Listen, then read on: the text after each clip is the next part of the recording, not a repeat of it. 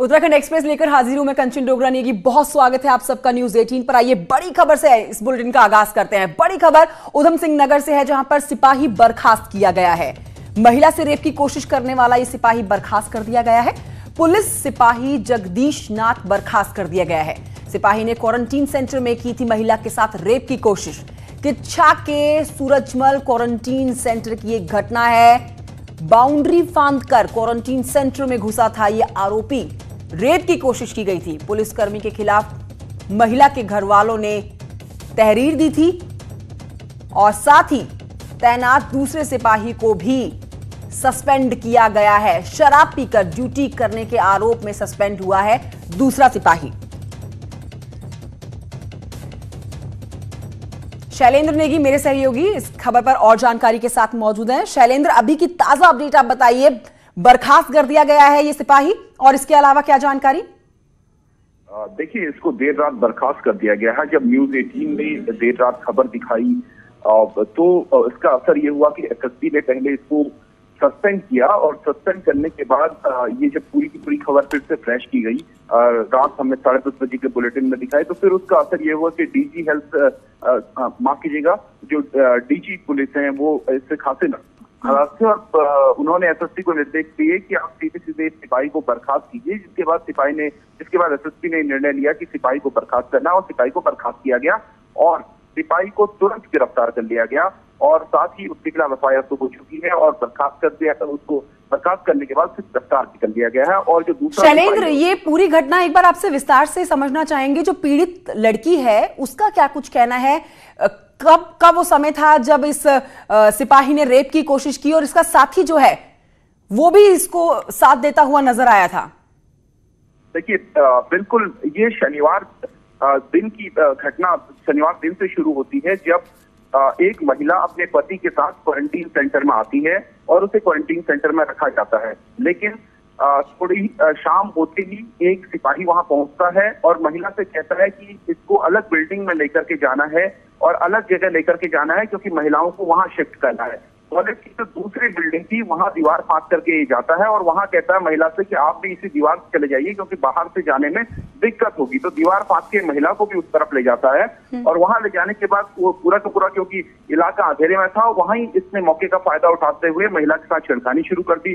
जब महिला ने इसका विरोध शुरू किया तो इसने महिला के कपड़े फाड़ डाले और जब जबरदस्त महिला ने हल्ला किया तो कई सारे लोग वहां इकट्ठे हो गए और उन्होंने इस सिपाही को पकड़ लिया और जो इसकी करतूत थी वो पूरी तरीके से लोगों ने जो है एक दूसरे से जिक्र करते हुए इसको पकड़ लिया और बाकी जो दूसरा सिपाही वहां पर तैनात था उसको भी बुलाया। शैलेंद्र, पुलिस महकमे में अब खलबली मच गई होगी, क्योंकि शर्मनाक कर देने वाली पुलिस महकमे में एक खबर है कि क्वारंटीन एक महिला के साथ रेप करने की कोशिश की गई। हालांकि बर्खास्त कर दिया गया है सिपाही, लेकिन अब क्या कुछ कहना है अधिकारियों का इसके ऊपर? देखिए, अधिकारी इस पूरी की पूरी घटना से सन्न है और विशेष तौर पे जो डीजी पुलिस है उनका एक्शन देखने लायक था। और क्योंकि एसएसपी लगातार इस पर कोई कार्रवाई नहीं कर रहे थे, पूरे दिन तक मामला चलता रहा। शनिवार रात से लेकर के रविवार शाम तक तो पूरा का पूरा ड्रामा चलता रहा, लेकिन कोई कार्रवाई नहीं हो रही थी। यहाँ तक कि जो पीड़िता के पति थे उनको किच्छा कोतवाली के अंदर भी नहीं घुसने दिया जा रहा था। लेकिन जब मामला बढ़ा, दबाव बढ़ा और बड़ी संख्या में लोगों ने कोतवाली को घेर लिया, तो उसके बाद देर शाम एफआईआर दर्ज की गई। वो भी जब 7:30 बजे के बुलेटिन में न्यूज 18 ने दिखाया रविवार की रात कि इस तरीके की एक घटना सामने आई है और क्वारंटीन सेंटर में महिला के साथ इस तरह की वारदात को अंजाम देने की कोशिश की गई है। उसके बाद पूरी की पूरी खलबली मची और लगभग 8:30 बजे के आसपास इस पुलिसकर्मी के खिलाफ एफआईआर दर्ज की गई। और यही नहीं, शैलेंद्र, क्या ये महिला कोरोना पॉजिटिव है?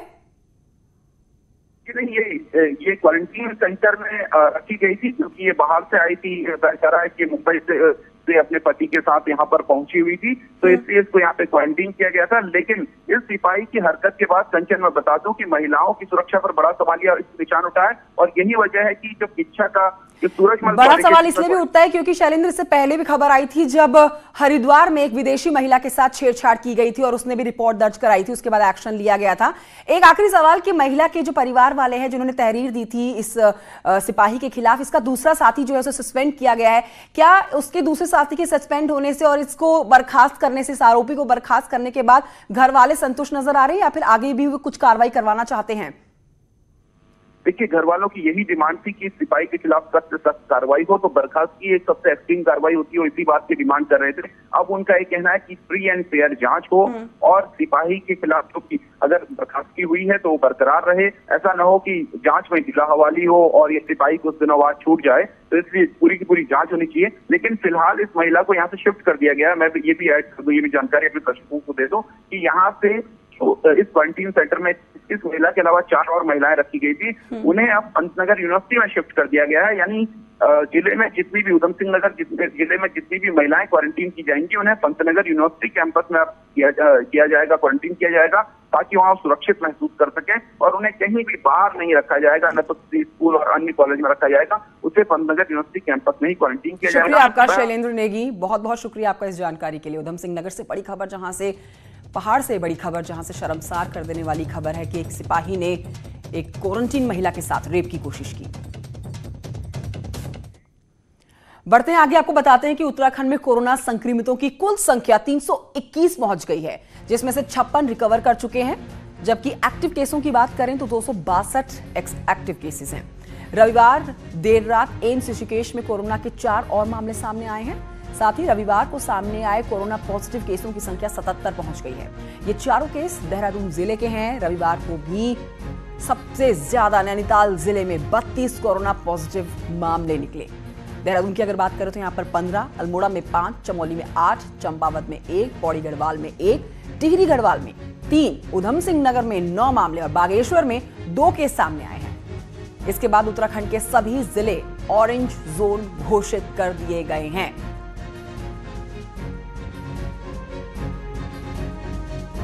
और एक नजर डालते हैं जिलावार एक्टिव केसों की संख्या पर। ये देखिए, आप ग्राफिक्स के जरिए समझिए। नैनीताल में 107 मामले, देहरादून में 47, उधम सिंह नगर में 36, टिहरी गढ़वाल में 9, हरिद्वार में 7 मामले हैं। अब उत्तराखंड में कुल मरीजों की संख्या पहुंच गई है 321।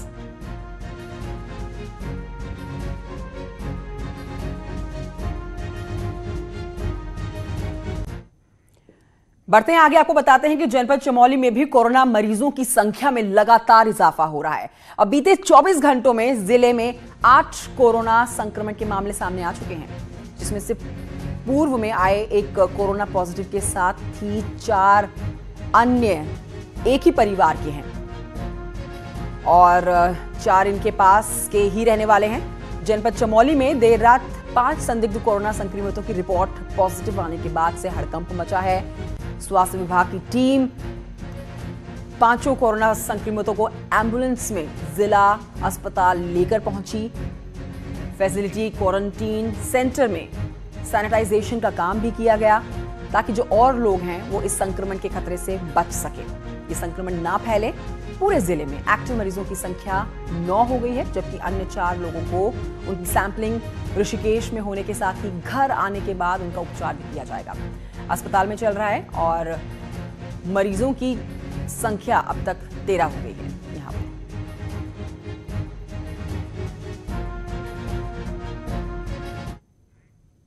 अब बात करते हैं, आज से राज्य में घरेलू उड़ान सेवा की शुरुआत हो गई है। उसको लेकर आपको बताएं कि जॉलीग्रांट एयरपोर्ट पर पूरी तैयारियां कर ली गई हैं। एयरपोर्ट प्रशासन द्वारा केंद्र की सभी गाइडलाइनों का पालन करते हुए सोशल डिस्टेंसिंग और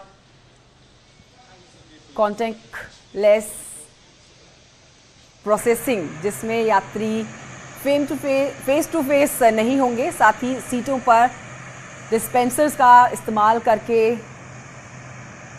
यात्री आगे बढ़ेंगे। उत्तराखंड आने वाले यात्रियों को 10 दिन इंस्टीट्यूशनल क्वारंटाइन रहना पड़ेगा, जिसका खर्चा यात्री खुद उठाएंगे।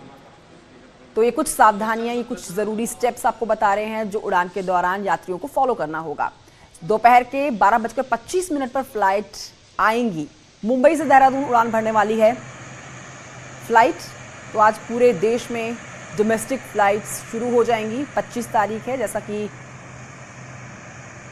एविएशन मिनिस्ट्री की तरफ से 25 मई से उड़ान शुरू करने की बात की गई थी। तो आज लीजिए, तमाम फ्लाइट जो हैं अलग अलग राज्यों में जाएंगी। पतंग नगर से भी आने वाली है फ्लाइट, देहरादून से दिल्ली पहुंचने वाली है एक फ्लाइट। काफी फ्लाइट्स हैं, आपके सामने ग्राफिक्स के जरिए हम टाइम भी बता रहे हैं किस किस टाइम पर देहरादून से दिल्ली फ्लाइट चलने वाली है। मुख्य उद्देश्य है पैसेंजर्स की कॉन्टैक्टलेस प्रोसेसिंग, यानी कि किसी पैसेंजर का जब यहाँ पे एयरपोर्ट पे आएंगे तो किसी से फेस टू फेस इनका इंटरेक्शन नहीं होगा। अगर कहीं ऐसा होता तो वहाँ बीच में कोई ना कोई हमने इस तरह से सीट के पार्टीशंस दिए हैं कि कोई भी आपस में कांटेक्ट नहीं होगा। हमने जगह जगह पे डिस्पेंसर्स लगा दिए हैं, उनसे जो है सारा उसको पैसेंजर यूज़ कर सकते हैं। और बाकी सारी तैयारियाँ हमारी जो भारत सरकार के दिशा निर्देश उस हिसाब से पूरी कर ली हैं। और सीधे रुख करते हैं उत्तराखंड, जहां से मेरे सहयोगी सुनील नवप्रभात इस खबर पर मौजूद है और जानकारी के साथ। सुनील, जैसा कि एविएशन मिनिस्ट्री ने कहा था कि 25 नवंबर यानी कि आज से ही डोमेस्टिक फ्लाइट शुरू हो जाएगी, तो उत्तराखंड से अपडेट लेना चाहेंगे कि आज कौन कौन सी फ्लाइट्स हैं जो उड़ान भरेंगी उत्तराखंड से अलग अलग राज्यों के लिए।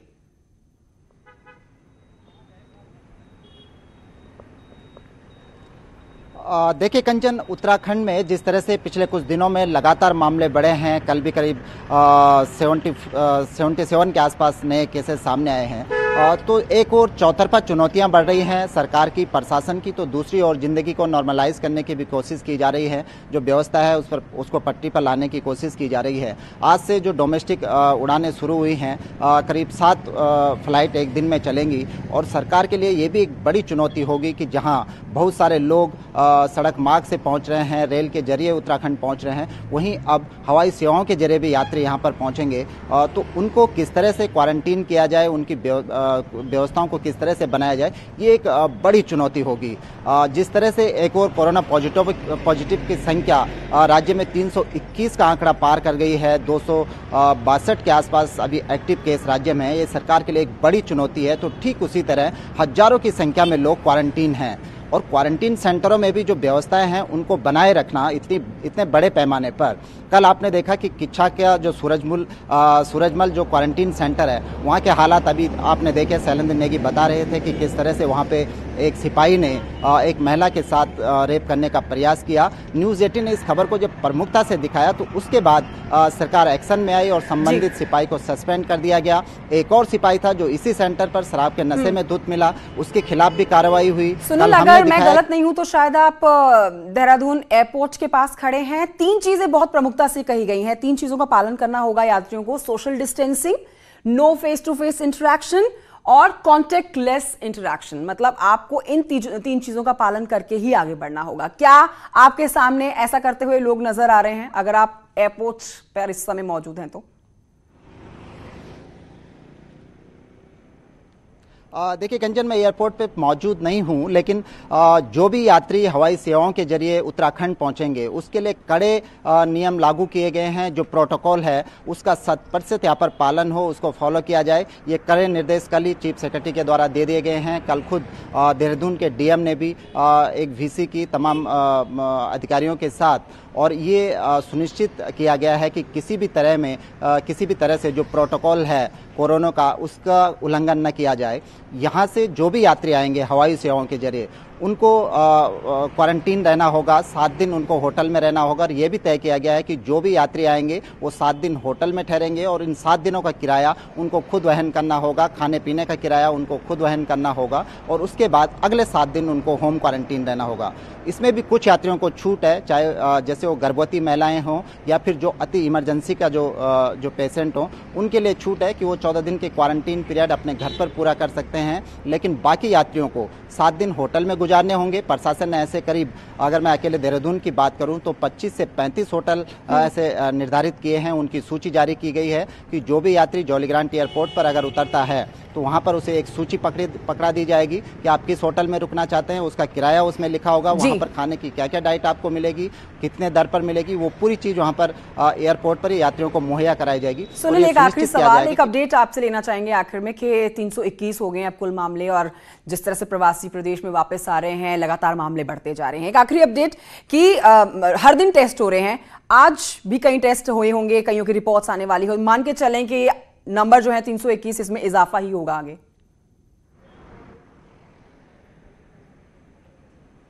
बिल्कुल कंचन, जो टेस्ट की प्रक्रिया है वो कंटिन्यूस जारी है और आपने देखा कि पिछले कुछ दिनों में राज्य में इसकी रफ्तार भी बढ़ी है, लेकिन जो लगातार जो मामले आ रहे हैं 321 हमने अभी आपको बताया, क्योंकि देर रात ऋषिकेश में 4 सैंपल रिपोर्ट पॉजिटिव आई, लेकिन इसके साथ ही रात करीब 11 बजे के आसपास चमोली में भी 5 और लोगों की जो रिपोर्ट है वो पॉजिटिव आई है। तो इस तरह से अगर हम देखें रविवार का दिन, तो राज्य में जो कोरोना पॉजिटिव की संख्या है, संक्रमितों की संख्या है, वो 326 के आसपास पहुंच गई है और इसी तरह से जो एक्टिव केस हैं वो 277 के आसपास राज्य में पहुंच गए हैं। तो ये लगातार ये आंकड़ा बढ़ता जा रहा है। अभी जब मैं आपके सामने हूं, लाइव दे रहा हूं, तो इस बीच भी ब्रेक के बाद बड़ी खबर आपको बताएंगे। सीएम त्रिवेंद्र सिंह रावत आज हल्द्वानी का दौरा करने वाले हैं। सीएम हल्द्वानी और रुद्रप्रयाग का दौरा करेंगे।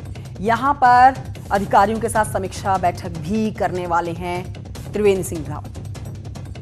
बड़ी खबर आपको बता रहे हैं, हल्द्वानी का दौरा करेंगे आज सीएम। हल्द्वानी और रुद्रप्रयाग जाएंगे, इन दोनों जगहों का दौरा करेंगे और अधिकारियों के साथ समीक्षा बैठक भी करने वाले हैं।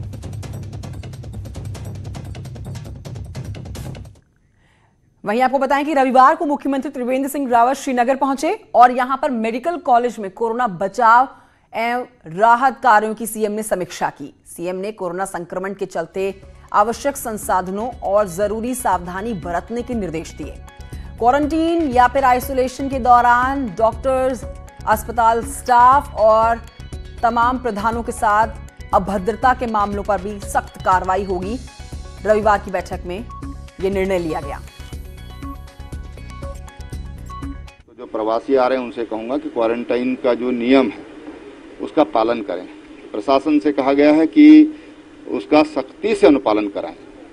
अगर कोई कोविड पेशेंट नियमों का पालन नहीं करता तो हमने 307 का मुकदमा दायर करने के ऑर्डर प्रशासन को दिए हैं। वहीं आपको बताएं कि आज से घरेलू उड़ान भरेंगे हवाई जहाज। डोमेस्टिक फ्लाइट शुरू हो जाएगी आज से। कोरोना की वजह से गाइडलाइंस के साथ यात्री कर सकेंगे यात्रा। 10 दिन इंस्टीट्यूशनल क्वारंटाइन रहने वाले हैं पैसेंजर्स और एयर सेवा में सोशल डिस्टेंसिंग का कड़ाई से पालन करना होगा। Contactless processing, face to face नहीं हो पाएंगे यात्री। और आपको समय बता रहे हैं, देहरादून से दिल्ली जो उड़ान भरने वाली हैं फ्लाइट्स, साथ ही दिल्ली से जो देहरादून की तरफ उड़ान भरने वाली हैं फ्लाइट्स।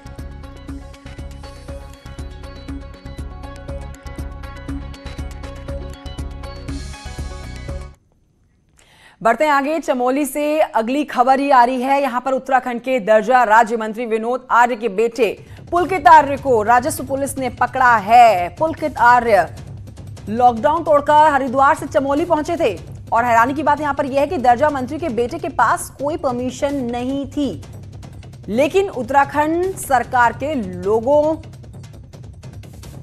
लगी हुई कार थी इनके पास। उत्तराखंड सरकार का लोगो इनकी गाड़ी पर लगा हुआ था। पुलकित आर्य जोशीमठ के उर्गम घाटी गांव पहुंचे। यहां पर स्थानीय लोगों ने उसे पकड़ा और राजस्व पुलिस को सौंप दिया।